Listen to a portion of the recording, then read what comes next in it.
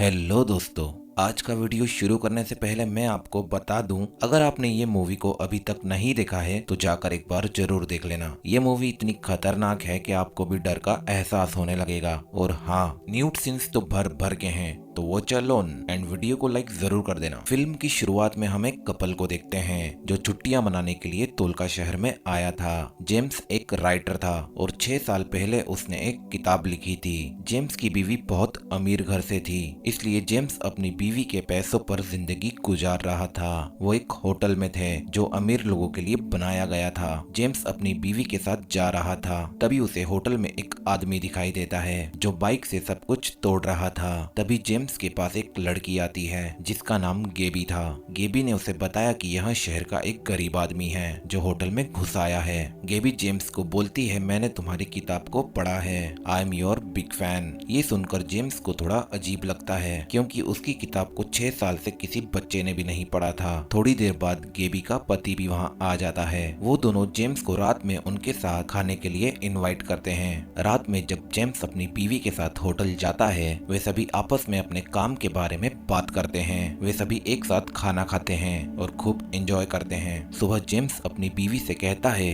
कि आज हम गेबी और उसके पति के साथ बीच पर जाने वाले हैं। ये सुनकर जेम्स की बीवी कहती है, हम इस होटल से बाहर नहीं जा सकते, मैंने सुना है यहाँ कहीं मर्डर्स और चोरियां होती है। लेकिन जेम्स उससे कहता है कि चिंता मत करो, मैं तुम्हारा ख्याल रखूंगा। वे होटल के गार्ड को पैसे देते हैं और वहाँ से एक कार लेकर चले जाते हैं। सभी लोग वहाँ के नज़ारे को एंजॉय कर रहे थे। तभी जेम्स टॉयलेट करने के लिए जाता है। तभी गेबी उसके पास आती है और वो जेम्स को मास्टरबेट करने लगती है, जिसके बाद जेम्स उसी के ख्यालों में खो जाता है। लौटते समय सभी ने खूब शराब पी रखी थी। जेम्स को छोड़कर सभी लोग नशे में थे, इसलिए कार वो चलाता है। लेकिन कार चलाते वक्त लाइट्स बार बार ऑफ हो रही थी। तभी एक आदमी उनकी कार के सामने आ गया।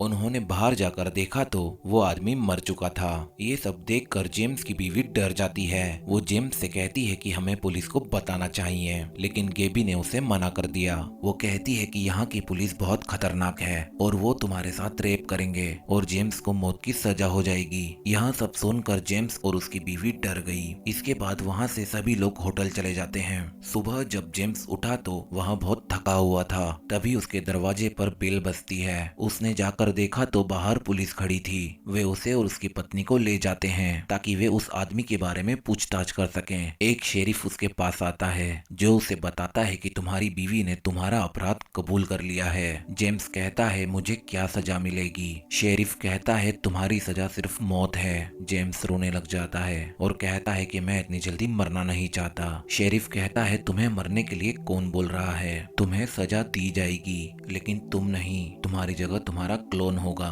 जो बिल्कुल तुम्हारा हमशक्ल होगा। जेम्स उससे पूछता है, ये कैसे हो सकता है? शेरिफ कहता है, पैसे में सब कुछ हो सकता है। हम इंसान का क्लोन बनाते हैं और सजा क्लोन को मिलती है, असली इंसान को नहीं। एक यही रास्ता है जिससे तुम्हारी जान बच सकती है। जिसे तुमने मारा है उसका बड़ा बेटा तुम्हारी जान लेगा। क्या तुम्हें मंजूर है? ये सब सुनने के बाद जेम्स एटीएम से बहुत सारे पैसे निकालता है और शेरिफ को दे देता है। फिर ये लोग जेम्स के सारे कपड़े उतार कर उसकी बॉडी का माप लेते हैं और उसके मुंह को खोल देते हैं, जिसके बाद जेम्स को एक कमरे में बंद कर दिया जाता है। वो कमरा लाल रंग के लिक्विड से भरा हुआ था और अचानक से बहुत अजीब अजीब सी चीजें उसके सामने आ रही थी और थोड़ी देर बाद वो बेहोश हो जाता है। जब जेम्स की आंखें खुली तो उसकी पत्नी उसे बता रही थी कि तुम्हारा क्लोन बन गया है जो बिल्कुल तुम्हारे जैसा दिखता है। अब वो उसे अपने साथ ले जाती है जहाँ जेम्स का क्लोन था। जेम्स अपने ही क्लोन को देखकर हैरान रह गया जो बिल्कुल उसके जैसा ही था। वो बोल सकता था, वो सांस ले सकता था और जेम्स की सारी मेमोरी भी उसके पास थी। अब जेम्स के क्लोन को सजा तो मिलनी ही थी जहाँ सभी लोग आए हुए थे। कानून के हिसाब से जेम्स और उसकी बीवी को उस सजा को होते हुए देखना था। सजा उस आदमी के बेटे को देनी थी जिसे जेम्स ने मार डाला था। वो बच्चा वहाँ आता है और जेम्स के क्लोन को चाकू मारना शुरू कर देता है, जिसके बाद उसका खून बहने कहने लगा। जेम्स अब सोचता है इस शहर में ऐसा क्या है, ये कैसे हो सकता है। वो होटल जाकर अपना सामान पैक करते हैं क्योंकि जेम्स की बीवी बहुत डरी हुई थी, लेकिन जेम्स का पासपोर्ट कहीं खो गया था। जेम्स होटल के रिसेप्शन के पास जाता है और कहता है क्या तुम्हारे पास मेरा पासपोर्ट है, लेकिन वो उसे मना कर देती है और कहती है जब तक आपका पासपोर्ट नहीं मिल जाता क्या मैं आपकी ट्रिप को एक और हफ्ते के लिए बढ़ा सकती हूँ। जेम्स हाँ कहता है और वहाँ से जाने लगता है। तभी गेबी वहाँ आ जाती है जो जेम्स से बात करने की कोशिश कर रही थी, लेकिन जेम्स उसकी एक भी बात सुनने को तैयार नहीं था। लेकिन गेबी के जीत के बाद वो बैठता है और उसकी बातों को सुनता है। गेबी कहती है मेरे पति की कंपनी चल रही थी, इस दौरान एक दुर्घटना के कारण 2 लोगों की मौत हो गई और उनकी मौत का इल्जाम मेरे पति पर आ गया और उसे मौत की सजा मिली। फिर हमें पता चला कि अगर आप यहाँ की सरकार को पैसा देते हो तो ये अपराधी का क्लोन बनाते हैं और असली अपराधी को रिहा कर देते हैं। गेबी कहती है कि हमारे जैसे और भी कई लोग हैं जिनके साथ ये सब हुआ है। अब वो जेम्स को अपने साथ ले जाती है और उसकी मुलाकात उन लोगों से कराती है। उनका एक छोटा सा ग्रुप था और सभी इसी होटल में रुके हुए थे।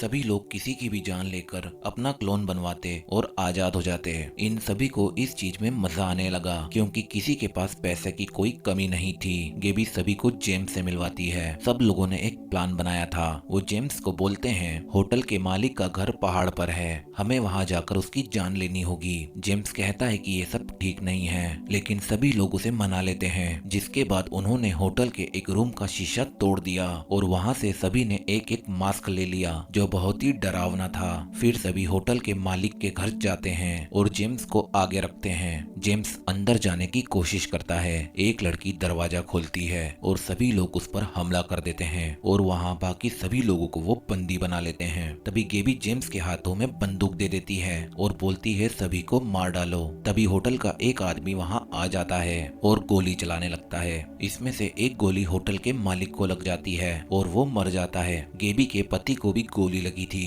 जब वो उसका इलाज करने के लिए कमरे में जाते हैं वहाँ पुलिस आकर सभी को पकड़ लेती है। पुलिस ऑफिसर उनके पास आता है और कहता है कि इन लोगों ने बहुत खून किए हैं और इन्होंने अपने बहुत सारे क्लोन बना लिए हैं, अब वे अपने और क्लोन नहीं बना सकते। अब ऑफिसर उन सभी को एक कमरे में ले जाता है जहाँ सभी की गर्दनें काट दी जाती है और उन्हें सजा दी जाती है। तभी हमें वहाँ कुछ लोग बैठे नजर आते हैं जो तालियां बजा रहे थे और वो और कोई नहीं बल्कि गेबी और जेम्स के ग्रुप के लोग थे जो अपने ही क्लोन को मरता देख एंजॉय कर रहे थे। जेम्स को उनके साथ काम करके मजा आ रहा था। जब वो होटल जाता है फिर जेम्स की बीवी यहाँ से जाने के लिए कहती है मैं यहाँ से जा रही हूँ। जेम्स कहता है ठीक है तुम्हें जाना है तो जाओ, लेकिन मैं जाना नहीं चाहता। जेम्स की पत्नी को उसका व्यवहार बहुत बुरा लग रहा था इसलिए वो उसे छोड़ देती है। जेम्स अब गेबी के पास जाता है और कहता है कि मेरी पत्नी मुझे छोड़कर चली गई। गेबी उससे कहती है तुम चिंता मत करो मैं तुम्हारे साथ हूँ। फिर वो उसे एक कमरे में ले जाती है और उसे एक खास तरह की ड्रग्स देती है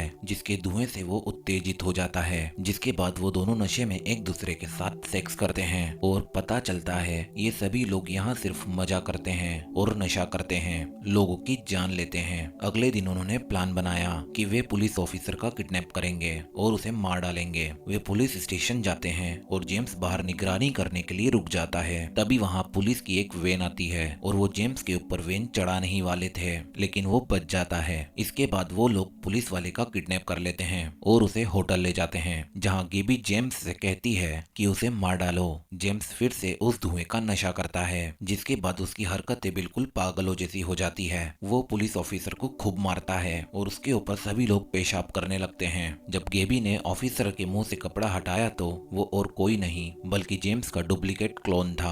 जेम्स खुद को देखकर वहाँ से चला जाता है और अपने आप को एक कमरे में बंद कर लेता है। गेबी उसके पास जाकर बोलती है हम तो बस तुम्हारे साथ मजाक कर रहे थे। अब जेम्स को ये सब बहुत अजीब लगता है और सोचता है ये बहुत बुरे लोग हैं और फिर वॉशरूम से अपना पासपोर्ट निकाल लेता है जिसे उसने खुद ही वहाँ छिपा कर रखा था क्योंकि यहाँ उसे गेबी के साथ मजा आ रहा था। और अब जेम्स यहाँ से जाने का मन बना लेता है। जेम्स अगले दिन अपना सामान लेकर बस में बैठ जाता है और एयरपोर्ट के लिए निकल जाता है। जब वो बस में जा रहा था वो देखता है गेबी और उसके साथी अपनी कार से से उसका पीछा कर रहे थे। गेबी उसे एक बंदूक दिखाती है और उसे कहती है बस से उतरो। जब जेम्स उसकी बात नहीं मानता, गेबी बस के सामने आ जाती है और ड्राइवर से बोलती है जेम्स को बाहर निकालो। जेम्स बस से बाहर उतर जाता है। गेबी और उसके साथी जेम्स को पैदल पैदल अपनी कार के आगे होटल ले जा रहे थे। थोड़ी देर बाद जेम्स गेबी से बंदूक छीनने की कोशिश करता है और सभी लोग उसे घेर लेते हैं। जेम्स यहाँ से भागने की कोशिश करता है तो गेबी उस पर गोलियां चलाती है। एक गोली जेम्स के पैर में लग गई थी और उसका खून निकल रहा था और आगे बढ़ते बढ़ते रात हो जाती है। तभी उसे एक घर दिखाई देता है। वहाँ दो लड़कियां उसे देखती है और जेम्स को अपने घर ले जाती है और उसका इलाज करती है। जब उसे होश आता है वो फिर बाहर चला जाता है जहाँ गेबी का पूरा ग्रुप उसका इंतजार कर रहा था। गेबी उसे बोलती है कि तुम कितने हिम्मत वाले हो, यहाँ तुम्हारी लड़ाई एक कुत्ते से होने वाली है। अगर तुमने उसे मार दिया तो वो तुम्हें छोड़ देगी। गेबी जेम्स के कुत्ते का डुप्लीकेट क्लोन लेकर आई थी, लेकिन जेम्स अपने क्लोन को मारना नहीं चाहता। अब गेबी उसके हाथ में चाकू देती है और बोलती है उसे अपने कुत्ते को मारना होगा। क्लोन जेम्स पर हमला कर देता है पर जेम्स उसे दूर करने की कोशिश कर रहा था। फिर जेम्स को पता नहीं क्या होता है और वो अपने क्लोन को जान से मार देता है। फिर वो बहुत रोता है। गेबी आती है और उसे चुप कराती है और उसे अपना दूध पिलाती है, मानो जैसे वो अपने बच्चे को चुप करा रही हो। जिसके बाद हमें दिखाया जाता है जेम्स ने अपनी पत्नी को फोन किया और कहता है मैं तुम्हारे पास वापस आ रहा हूँ, और माफी मांगी। सभी की छुट्टियां खत्म हो गई थी। सभी लोग घर जाने के लिए निकल गए थे। वे सभी आपस में बातें कर रहे थे कि उनकी छुट्टियां कैसी रही, लेकिन जेम्स किसी से बात नहीं कर रहा था। फिर वे सभी हवाई अड्डे के लिए जाते हैं और सभी अपनी अपनी फ्लाइट लेकर चले गए। लेकिन फिर हम जेम्स को देखते हैं जो अभी भी एयरपोर्ट पर ही था। उसके मन में बहुत सारी उलझनें थी और जेम्स वापस होटल चला जाता है। कहानी के अंत में हमें दिखाया जाता है जेम्स अकेला बैठा था और होटल में बारिश के मजे ले रहा था। उसे देखकर ऐसा लग रहा था जैसे वो अभी भी सदमे में है। उसे क्या हो गया था जानने के लिए कमेंट कर दो और अगले पार्ट का इंतजार करो। धन्यवाद।